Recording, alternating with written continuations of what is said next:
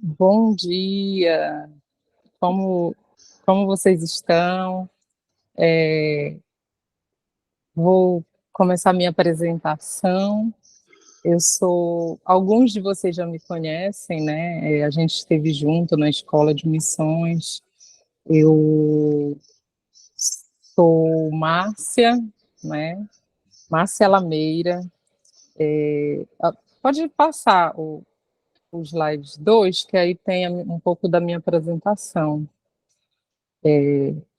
Eu sou Márcia Lameira, né? Eu estou em campo já tem 5 anos. Eu sou da IBMA, né? Sou enviada, né? E faço parte de uma agência missionária também chamada Jocum, Jovens com uma Missão. Tenho algumas formações que isso tem me ajudado dentro do campo de missão, né?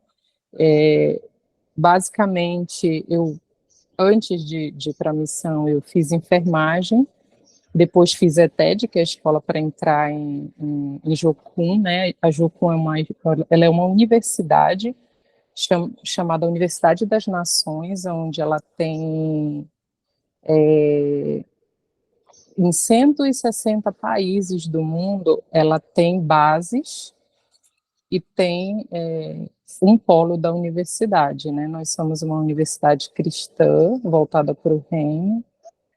Aqui no Brasil, ela não é reconhecida pelo MEC, mas em outros lugares, em outros países, ela é bem reconhecida e as nossas formações lá, a gente pode até atuar em outras áreas. A minha área, por exemplo, é de aconselhamento, treinamento e discipulado dentro de Jocum.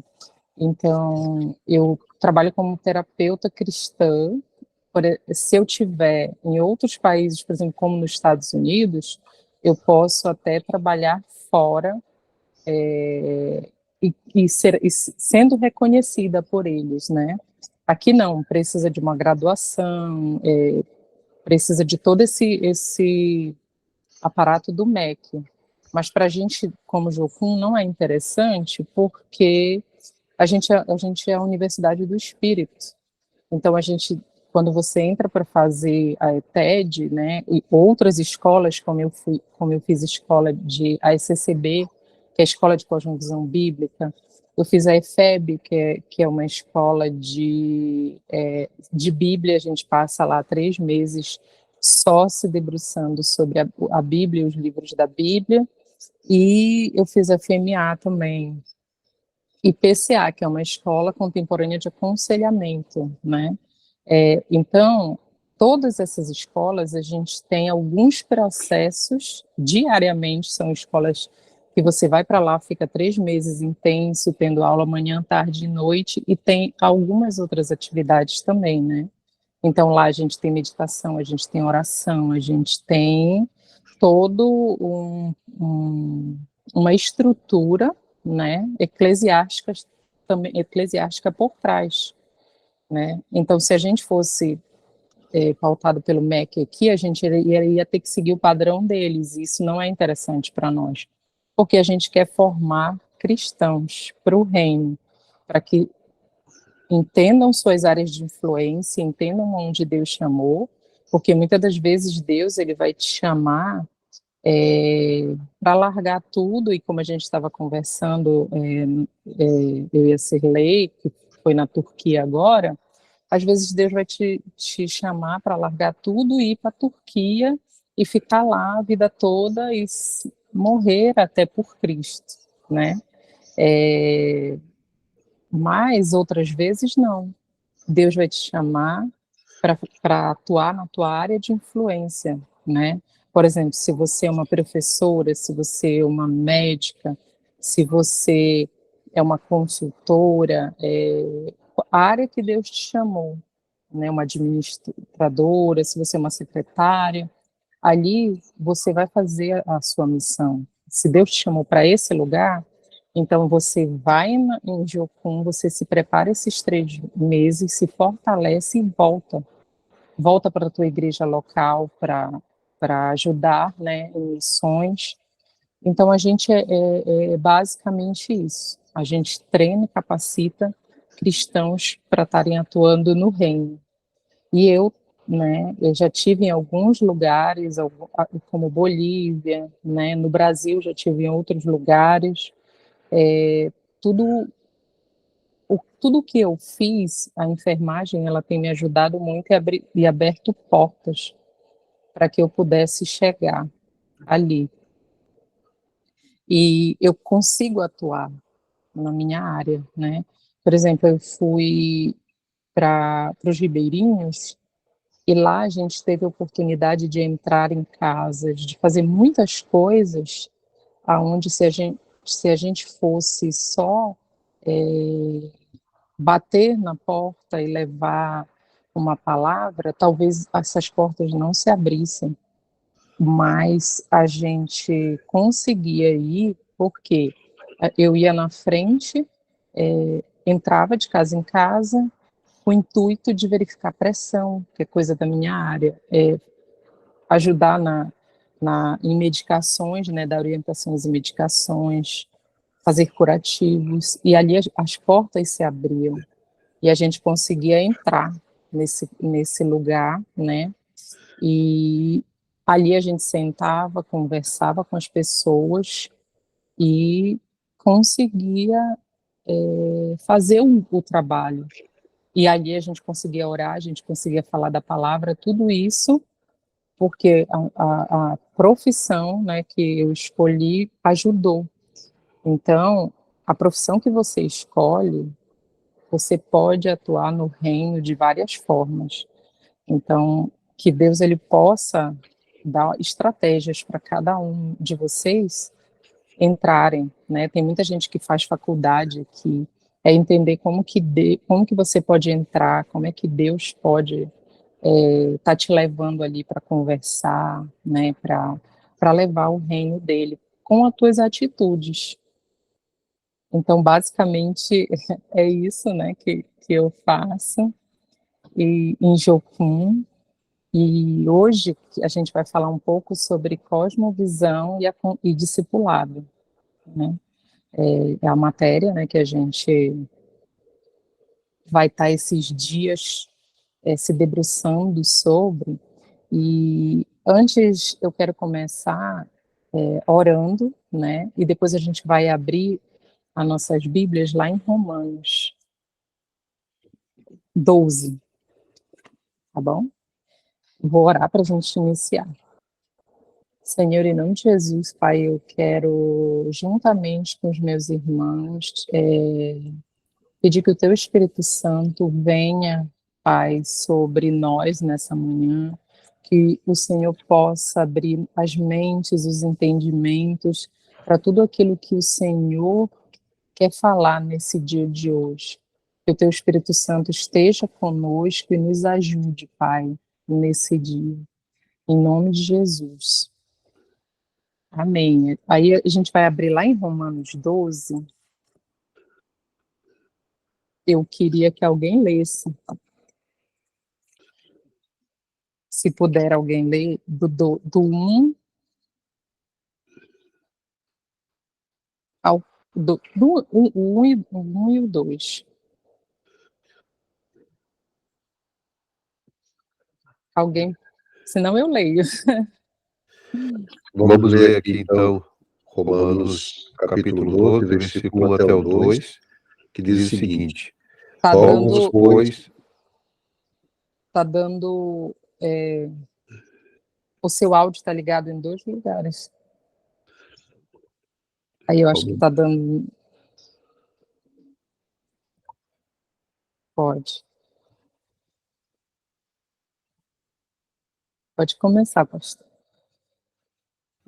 Ok, desculpe, eu tinha esquecido de desabilitar ali na apresentação, porque eu estou usando 2 dispositivos, me perdoem. Romanos, capítulo 12, versículo 1 até o 2, diz o seguinte: Rogo-vos, pois, irmãos, que pela compaixão de Deus, que apresenteis o vosso corpo em sacrifício vivo, santo e agradável a Deus, que é o vosso culto racional. E não vos conformeis com este mundo, mas transformai-vos pela renovação do vosso entendimento, para que experimenteis qual seja a boa, agradável e perfeita vontade de Deus. Uhum.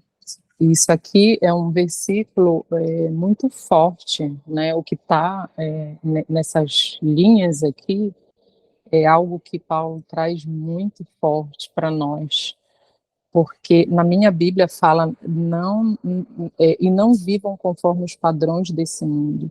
E no decorrer da nossa aula vocês vão ver a mentalidade do padrão desse mundo e como ela foi transformada ao longo do tempo, né? Então, o que Paulo está dizendo aqui, que é para a gente não se conformar, que vão existir cosmovisões diferentes, que vão existir lutas, que vão existir guerras, que vão existir nesse mundo coisas que vão te tirar do padrão, né? E, senhor, pode passar o outro slide? A gente vai ver que, eu não sei quantos aqui, pode levantar a mão, já se depararam com esse tema de cosmovisão. Alguém já teve essa aula? Alguém já em alguma vez teve contato com essa disciplina de cosmovisão? Já foi falado nas igrejas? Porque hoje é um assunto em que a gente vem falando bastante, né? Vem sendo aberto em algumas igrejas já. A gente vem visto isso, né? E o que é a cosmovisão? Cosmovisão, ele é um óculos que você põe para enxergar o mundo, né? É que nem o meu óculos aqui, né? Se eu tirar ele, eu vou ver tudo embaçado. Eu só enxergo de longe, mas de perto eu não enxergo. Então, tudo que estiver perto de mim, eu vou ver embaçado. Agora, se eu coloco esse óculos, eu já vou ver de uma outra forma, eu já vou ver com mais clareza, né? Eu já não vou me deixar corromper pelas imagens que eu estou vendo. Eu vou conseguir ver nítido. E, e cosmovisão é algo que todos nós temos. Toda pessoa madura, toda pessoa racional, ela tem uma cosmovisão. Embora você ache que não, mas você tem uma cosmovisão, né? Porque a cosmovisão, ela é o que dá significado para a nossa vida, né? É ela que te diz o padrão moral, é ela que te diz a importância das coisas. Nós somos rodeados por cosmovisões todos os dias. E tudo que você vai fazer, você pensa, esse teu pensamento, ele está baseado em uma cosmovisão, né? Então, cosmovisão, eles são sistemas de crença que regem a vida, né? São eles que vão te direcionar, né, a fazer o bem, a fazer o mal. E às vezes você vai fazer o mal pensando que está fazendo bem. Então, o mundo, ele foi passando por essas transformações há muito tempo atrás, desde que a gente nasceu, na verdade. A gente é imposto por cosmovisões. E eu pode passar outro slide. Nós fomos criados, né? Deus nos criou, né? E mesmo que a gente não tenha essa ciência, a gente foi imposto, embutido em alguma dessas cosmovisões.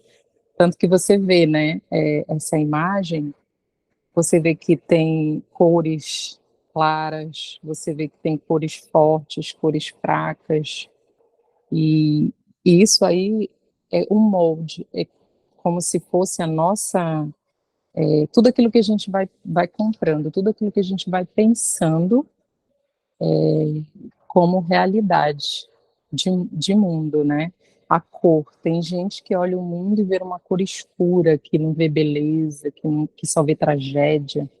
Outras pessoas já veem um mundo colorido, já veem um mundo alegre, já veem um mundo bonito, né? Isso tudo, inconscientemente, é o que a nossa cosmovisão tem dito para nós. A gente, eu queria agora que você olhasse Pode passar esse slide, o próximo slide, eu queria que você olhasse para essa imagem, para essa árvore, e me diga aí o que você vê. Eu pode falar, eu quero que vocês falem, tá bom? Só uma palavra. O que você vê quando você olha para essa imagem? Duplicidade. Duplicidade.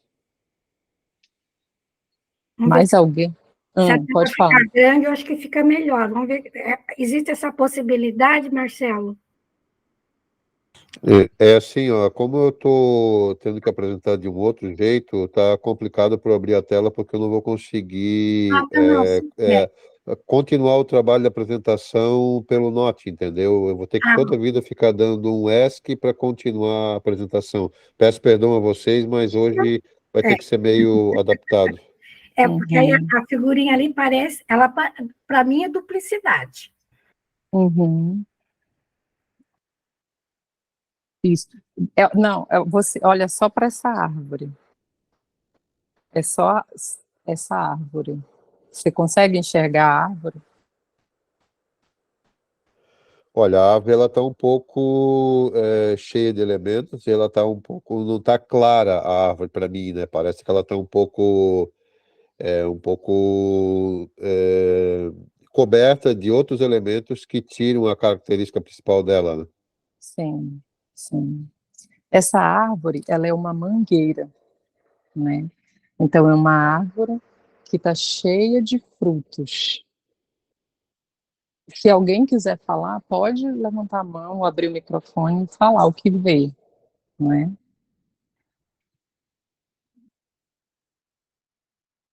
Senão, essa árvore, ela está cheia de frutos. Então, cada pessoa, quando eu faço essa pergunta, né, para as pessoas, fora do meu contexto, né, porque aqui é muito, onde eu moro, eu sou de Belém do Pará, né, e Belém do Pará é conhecida como a cidade das mangueiras. Então, quando a gente olha uma mangueira, isso já remete a gente a um monte de coisas que a gente pode fazer, né? E aí, quando eu mostro isso fora, tem gente que vê outras formas. Aqui, basicamente, a gente olha para a mangueira e vê ela como um lugar bom, um lugar que eu posso pegar esse fruto e posso comer, né? Então, várias pessoas veem essa mangueira de forma diferente.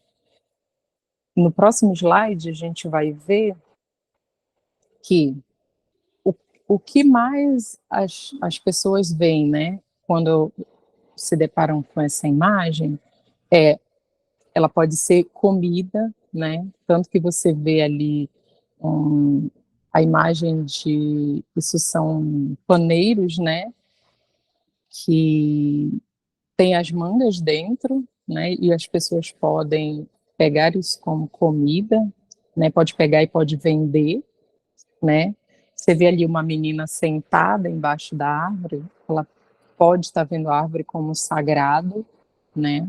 Na cosmovisão dela, para ela, a árvore é sagrada, a árvore a árvore é um Deus, que a gente sabe que várias culturas, né, têm a cosmovisão de que tudo é Deus, tudo emana Deus, a gente é um com o cosmo, né? Então ela vê essa árvore como sagrada.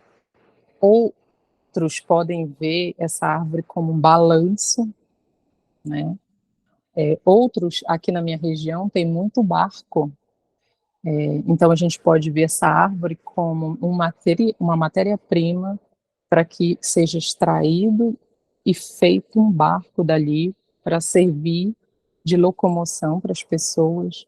Outros podem ver, né, como uma corda, pegar uma corda e amarrar. E aí no próximo slide a gente vai ver, né, que dependendo da cosmovisão, a pessoa vai dar sentido para cada coisa. Pode passar. Cada pessoa dá sentido para passou, né? Cada pessoa vai depender, né? da cosmovisão em que ela foi inserida, ela vai dar sentido para aquilo. Uma pessoa que é humanista, ela pode ver essa árvore só como comida, né? O hinduísta, ele pode ver essa árvore só como sagrado, porque se todos somos um, talvez ele não vá querer comer esse fruto, porque ele vai achar que aquilo ali é sagrado. O materialista, ele pode ver aquilo como um barco que só vai servir para ele ganhar dinheiro, para ele comprar as coisas, para ele se locomover. O hedonista, né, que é aquela pessoa que vive só para a sua felicidade, para o seu bem-estar, para o seu prazer, ele pode ver essa árvore como um balanço. E o nihilista, que é uma cosmovisão hoje que está muito com a sociedade do jeito que a gente está, essa forma de pensamento, ela está muito inserida hoje. Hoje a gente vê muitas pessoas com ideação suicida, deprimida, né? Então isso aí é uma forma de ver o mundo como niilista. E aí ele pode olhar essa árvore e ver a corda, para quê? Para que ele amarre e se suicide, né? Então, dependendo de como a gente vê o mundo, a gente vai viver conforme essa crença, conforme aquilo que eu acredito. E no próximo slide, a gente vai ver que todo mundo, do crente ao ateu, a gente tem um pensamento, a gente tem perguntas básicas que vão nortear o, o, o que a gente pensa, o que a gente quer saber do mundo.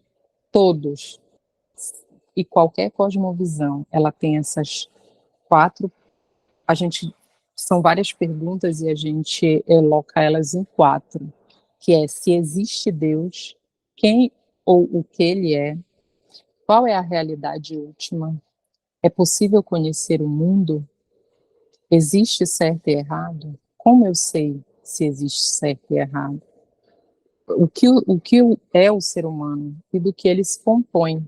Ele é bom, ele é livre, ele se aprisiona. Todos nós que estamos no mundo, a gente é basicamente levado a esses pensamentos quando a gente se dá conta, né? Quando a gente tem uma maturidade para tentar entender. Lembra você, a primeira vez que você pensou em para onde você ia, quem você era, o que era você. A gente chega a uma certa idade em que essas coisas elas vêm para a gente. E a gente pergunta, de onde eu vim? Será que eu vim do céu? Será que o céu existe? Para onde eu vou quando eu morrer? Né? Então, no próximo slide, a gente vai ver que quatro perguntas, né? Os estudiosos, né? Os teóricos que estudam e que fazem livros, né? Porque a maioria deles divide em quatro perguntas essas questões do mundo, né? São perguntas um pouco, parece os nomes, né? Que é ontologia, epistemologia, axiologia e teologia. Teleologia, essas são as quatro perguntas que norteiam todo o ser humano, toda a cosmovisão.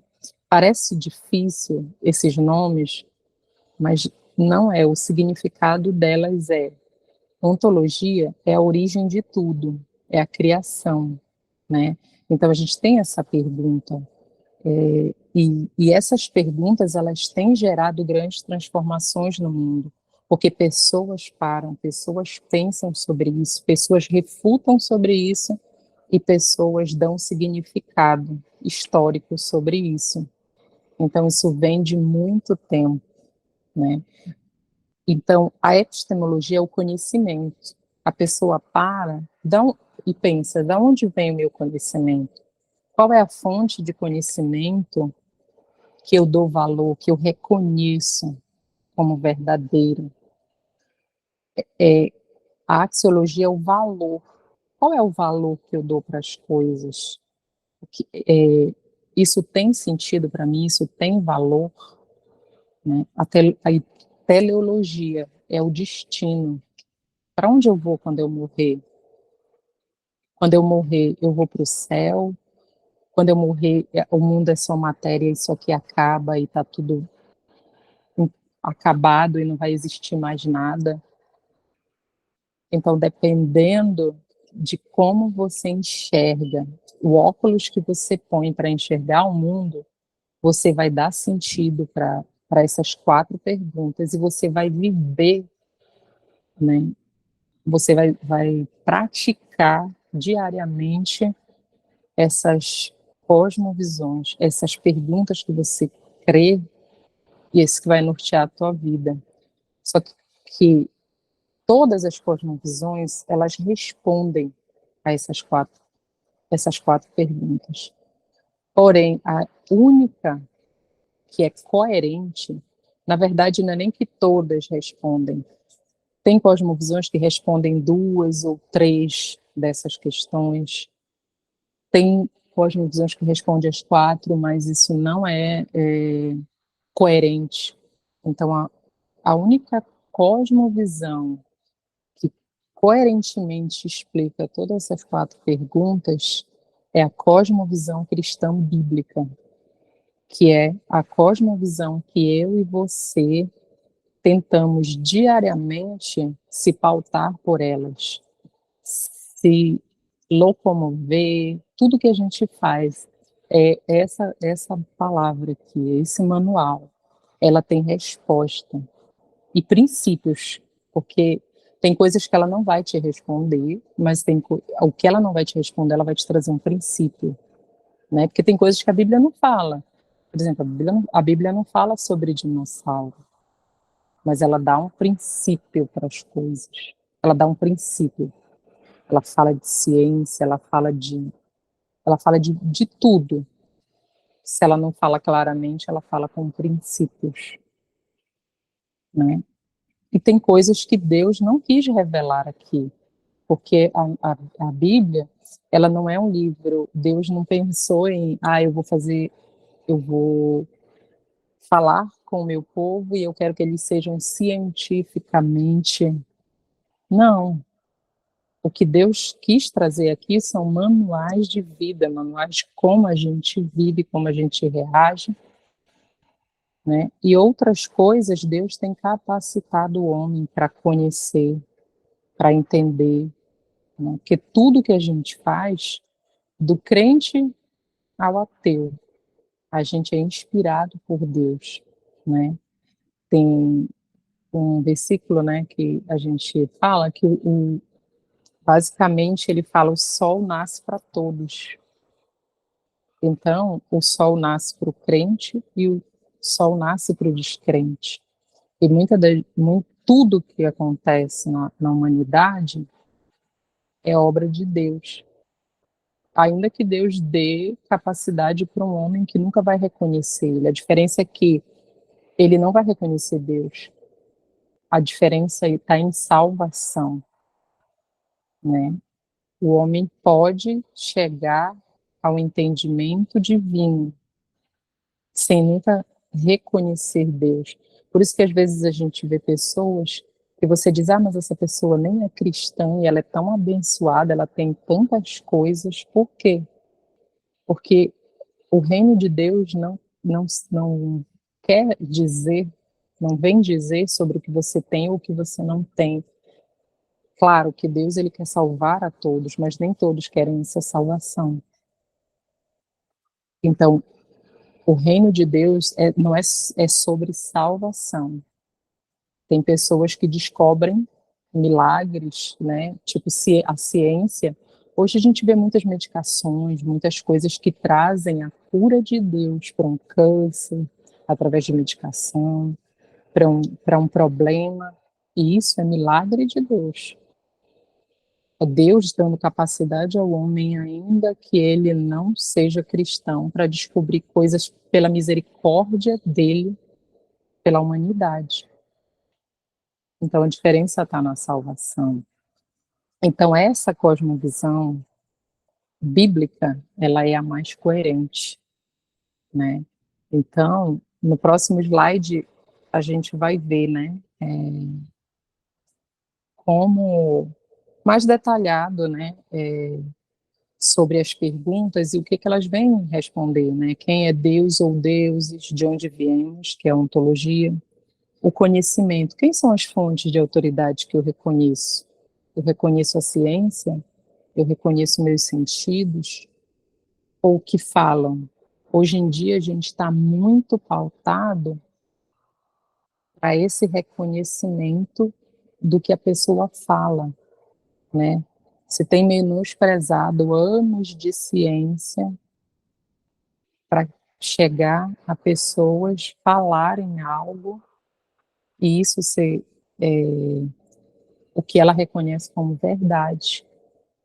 Por exemplo, não sei se você já viu aquelas pessoas que tomam medicamentos que o outro disse para elas tomarem.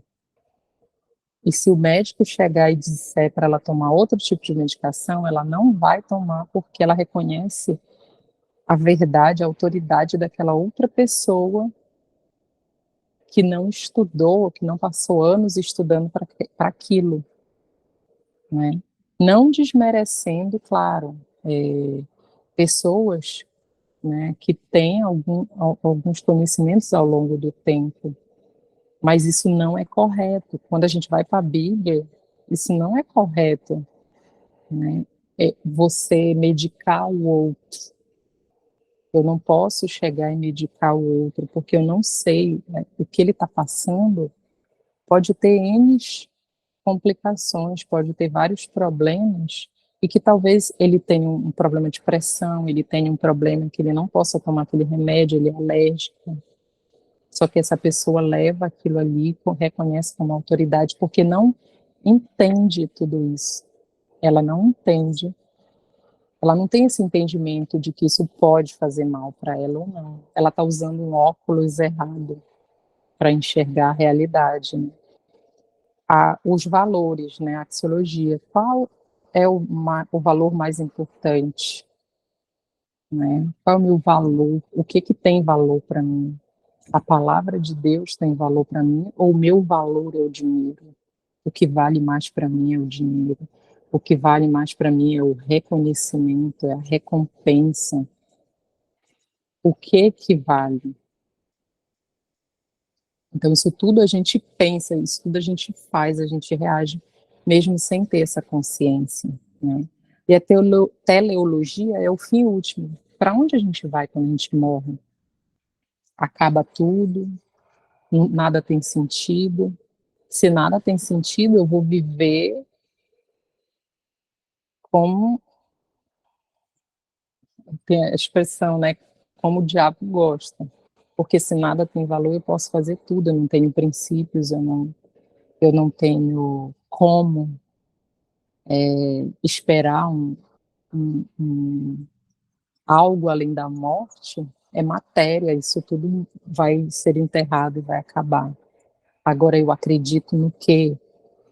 Quando eu morrer, eu acredito que eu vou para o céu, que eu vou estar com Cristo, que eu vou para a Nova Jerusalém. Aí eu vou viver a minha vida pautada em fazer a vontade de Deus, em ter os princípios cristãos. Você quer falar, Sirlei? Não, só estou curtindo aqui o que tu está falando, estou amando isso aqui. Ah, tá, que eu vi você levantar a mão. Se vocês quiserem falar alguma coisa, me interromper, pode levantar a mão e... Eu tô mandando aqui os emojis. Não? Ah, tá. É que eu vi uma mãozinha, mas se você quiser, pode interromper, pode falar, pode perguntar, até porque é, eu acho que essas perguntas, elas deixam a aula bem dinâmica também, né? Então, pode interromper, Perfeito. tá bom? Uhum. E se tiver muito rápido, se tiver difícil, vocês pode me pedir para parar, tá bom? no próximo slide, a gente vai ver, né, que no meio de tudo isso, no meio dessa complicação toda que a gente enxerga que o mundo está hoje, né, o que a gente vai ver mais lá para frente, como que a gente chegou até onde a gente chegou, né, como que a gente chegou até o mundo, como está desconfigurado hoje, né?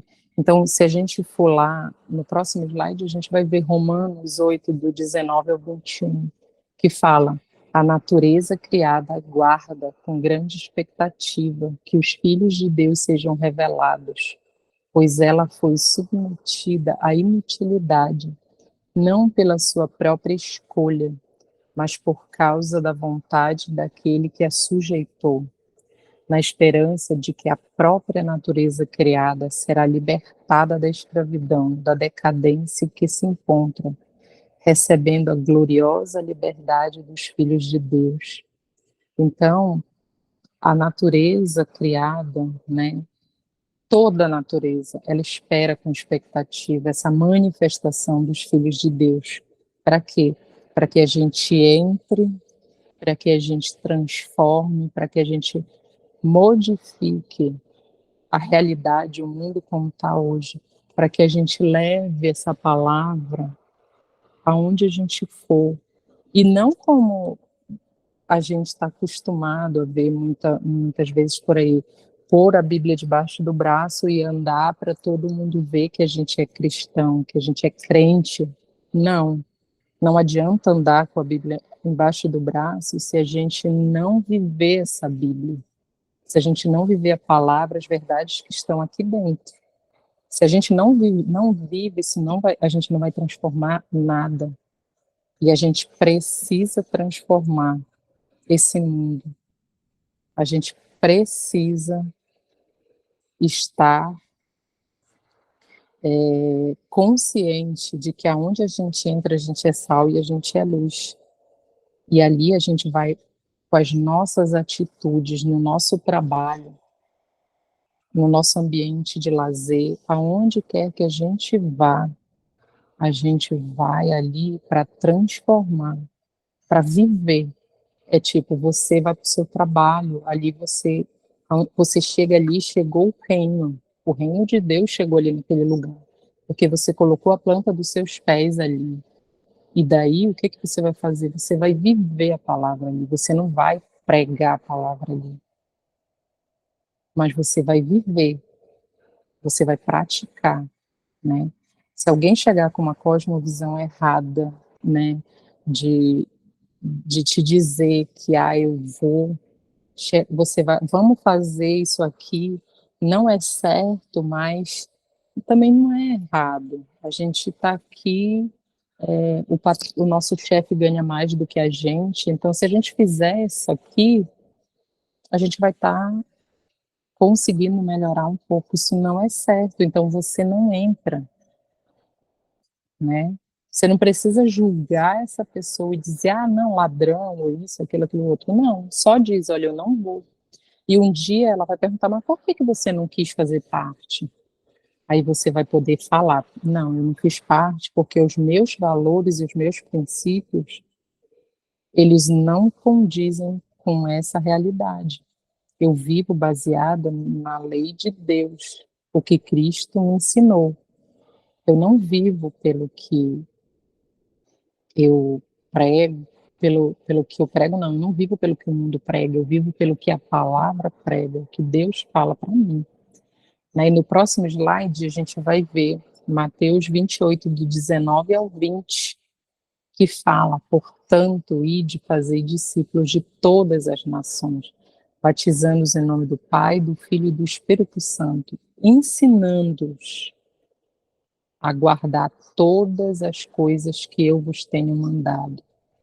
E eis que eu estou convosco todos os dias até a consumação do século. Então, até ele voltar, a gente deve ensinar as pessoas. E à medida que a gente ensina, a vida dessas pessoas vão sendo transformadas, elas vão sendo transformadas em uma nova cosmovisão, uma nova visão de mundo. Que essa visão de mundo vai levá-las a praticarem a verdade de Deus, né, com atos. E a gente vai ver que ao longo do século, né, no próximo slide, a gente, como cristão, a gente foi saindo desse contexto, né? Por que que é tão importante um cristão ir até a Turquia, por exemplo, que é um país onde não se crê em Cristo, aonde pessoas que vão para lá são pessoas que podem ser presas, podem ser torturadas, podem ser mortas, mas por que a gente vai para esse contexto secular?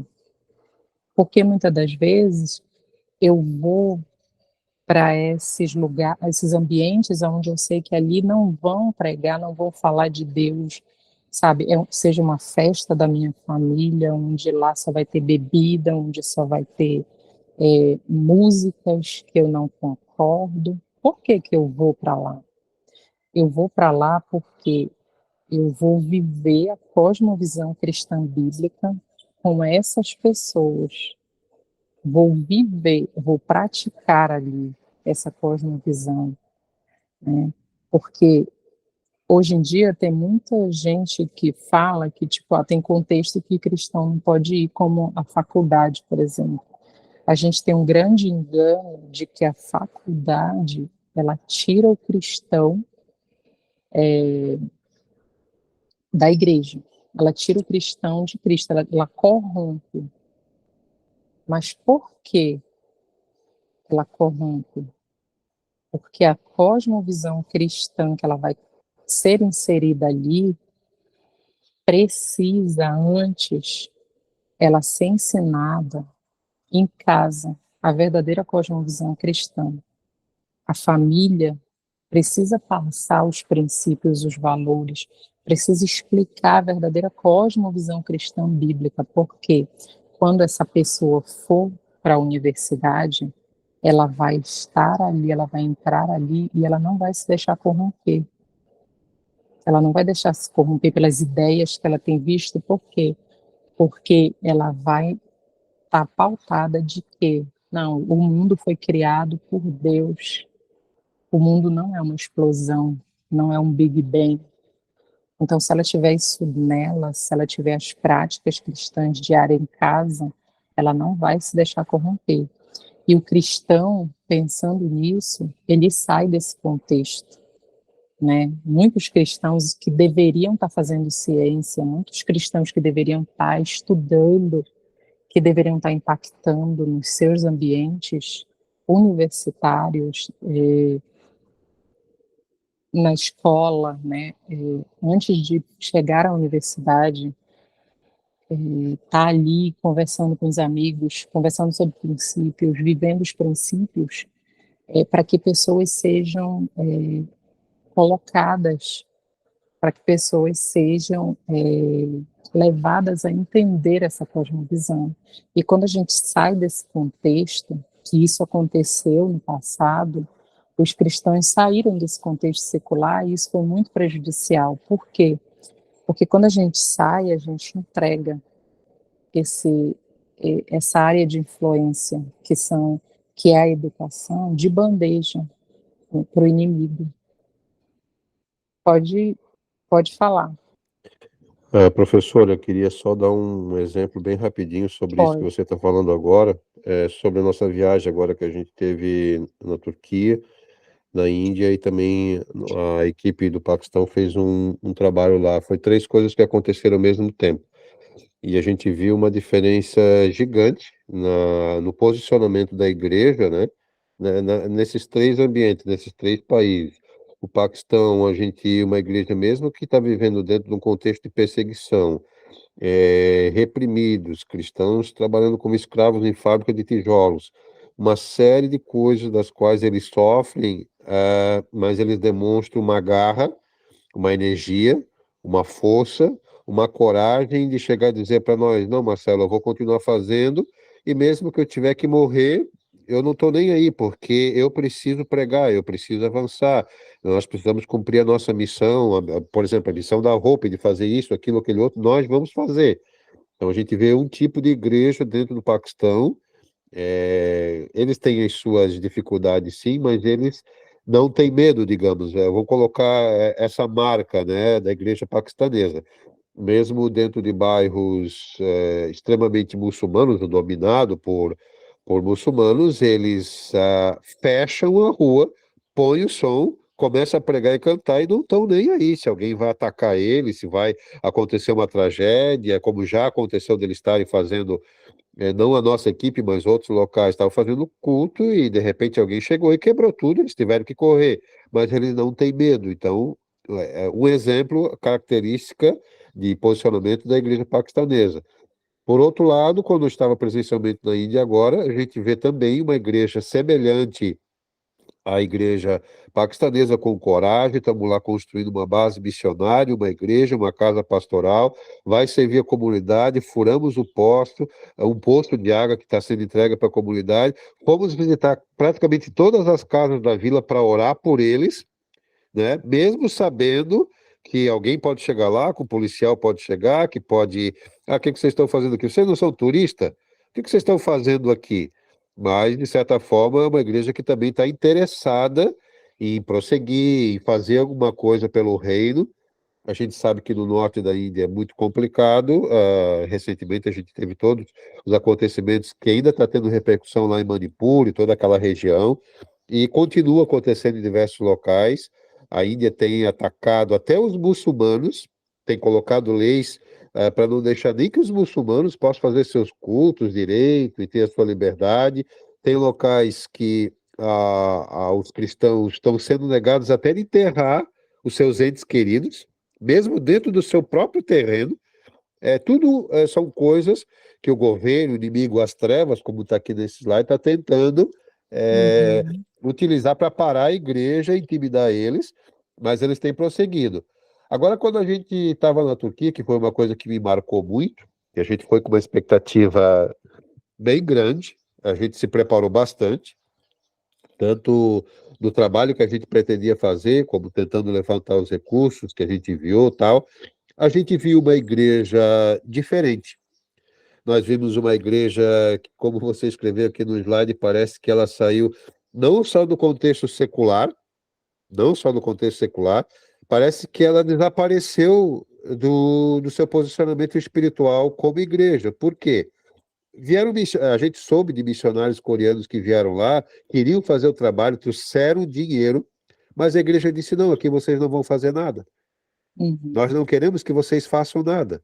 Vocês voltem para o seu país. Nós não queremos a participação de vocês aqui, porque nós temos medo que o governo, que controla muito a Turquia, infelizmente, né, há um controle quase que absoluto por parte do governo sobre as comunidades cristãs oficiais, né, digamos assim, tem uma igreja luterana, uma igreja católica, uma igreja evangélica que está registrada dentro do governo, ela tem que seguir uma série de normas.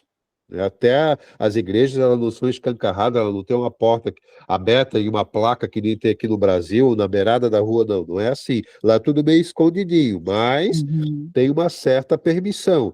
Só que a igreja, ela saiu tanto do contexto secular como do religioso de tal forma que até os missionários que chegam lá não conseguem desenvolver o seu trabalho porque a igreja não apoia. A igreja tem medo. A igreja parece que ela subiu, ela perdeu sua coragem, né? Isso foi alguma das coisas que a gente sentiu. Não estou dizendo que seja toda a igreja da Turquia seja assim, mas em todos os locais que a gente foi, seja lá perto da fronteira com a Síria, que era um trabalho mais de contexto social, com refugiados sírios, com refugiados paquistaneses de outras nações, afegãos, era um contexto de dificuldade social um pouco maior, tinha até uma pequena abertura por parte de alguns cristãos, mas todos tinham um medo exagerado de que alguma coisa acontecesse com eles, por isso eles decidiram dizer para nós: não, nós não vamos fazer nada, porque nós não queremos perder nossos benefícios sociais, nós não queremos o governo em cima de nós não queremos ser deportados, nós não queremos que aconteça nada com que os nossos vizinhos nos entreguem para a polícia e assim por diante. Então, a gente viu, né, uma igreja tímida, sem posicionamento, com muito medo, e que praticamente entregou tudo para os muçulmanos, entregou tudo para o governo, entregou tudo para o controle. Desculpa aí Uhum. tomar bastante tempo, mas é que eu queria explicar uma coisa que tem tudo a ver com o que você está falando agora, né? Qual que é a Uhum. nossa identidade? Qual que é a nossa cosmovisão de igreja, né? Sim. Não, isso é muito pertinente mesmo. Foi muito bom esse exemplo e pode participar, como eu falo, né? Isso contribui muito, tanto para mim quanto para vocês, né? E isso é a verdade.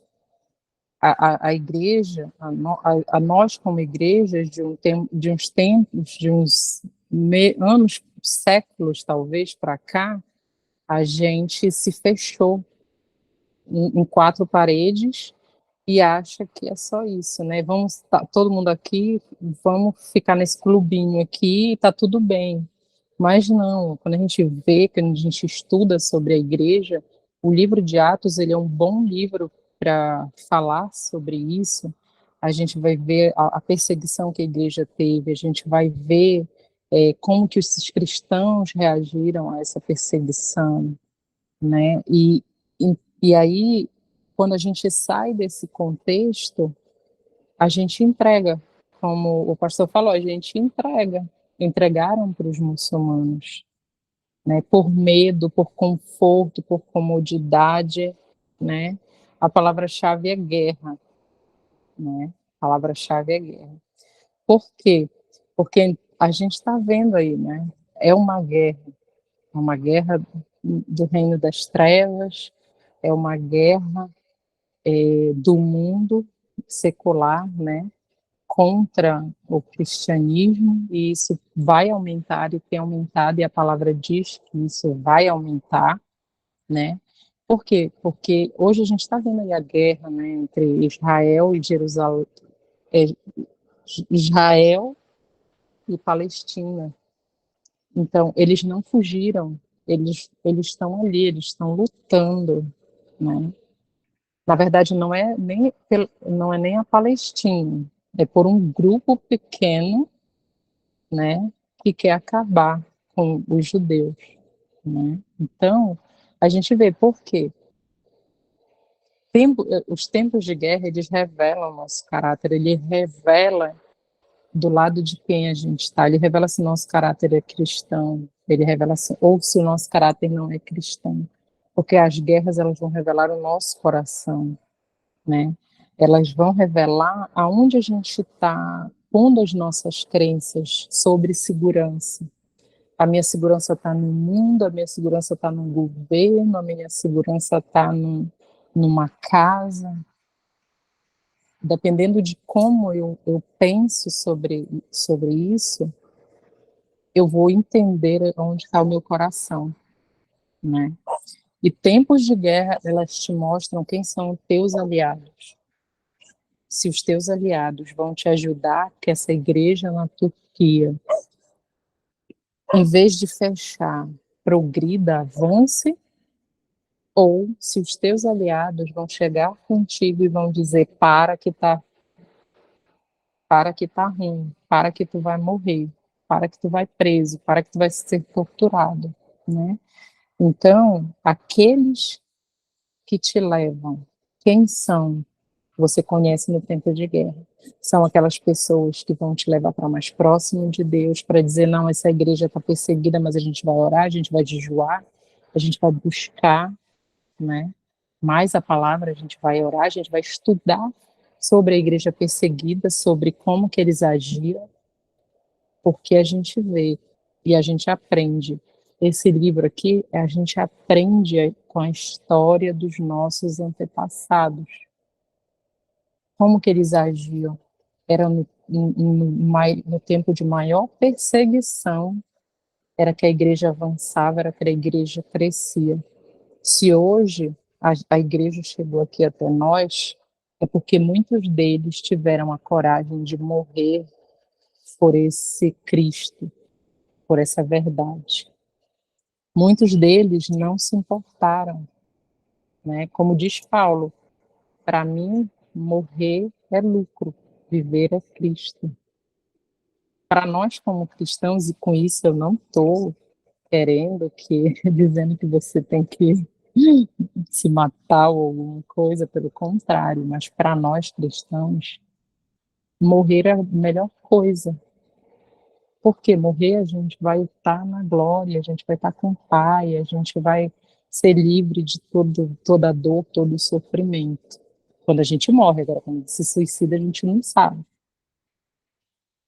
né? Então, nesses tempos de guerra, presta atenção, quem está do teu lado.